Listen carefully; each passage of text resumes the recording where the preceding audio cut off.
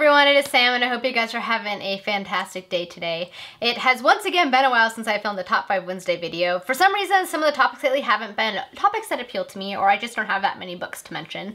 So I kind of fill them in frequently, but I quite like today's topic, which was the top 5 bromances, and I'm like, yep, I have quite a few books I'd like to mention for this one because yes, I know several books that have fantastic bromances. So without further ado, let's get started. The first one I have to mention is The Lies of Locke Lamora by Scott Lynch. This, of course, is a bromance between Locke and his best friend, John.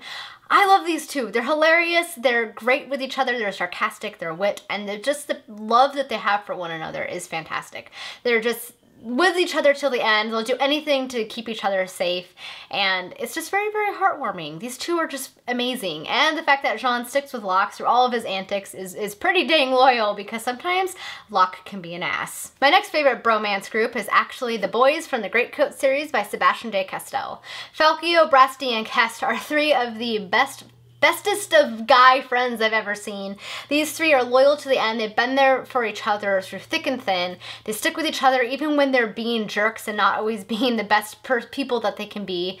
But oh, I just love it so much, and you get to see these moments where you can tell that they just care for each other so much, and they will fight for each other to the death, and I think it's just a wonderful friendship. They know that through thick and thin, they'll always have each other, no matter what else happens, who enters and leaves their life, they'll always know that they will have each other, and I just think it's very, very touching, and I love it so much. For number 3, I'm giving it to Royce and Hadrian from the Rhaenyra Revelation series. These two are fantastic. They're an unlikely duo. They actually hated each other at first, which you learn in the prequel. It's referenced in this series, and then you get to kind of see that a little bit in the prequel novels that Michael J. Sullivan wrote about.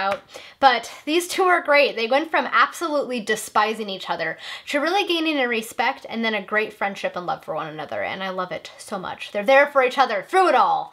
And Royce isn't always the easiest person to be with, but Hadrian really balances them out quite well, and vice versa. Hadrian tends to be a little bit more on the naive side, whereas Royce is definitely more on the cynical side, and together they kind of even each other out and keep each other out of some scrapes that they would probably end up in if they didn't have each other. Number 4 is going to Fitz and the Fool, of course, from Robin Hobb's book series, The Land of the Elderlings. These two. The Fool is one of my favorite literary characters anyway, and just the relationship between Fitz and the Fool is wonderful. It is beautiful, it is complicated. So much, guys. I love it so much. They will literally do anything for each other. The relationship is complicated. The Fool is the prophet. Fitz is his catalyst. So they kind of need each other in order to work changes in the world.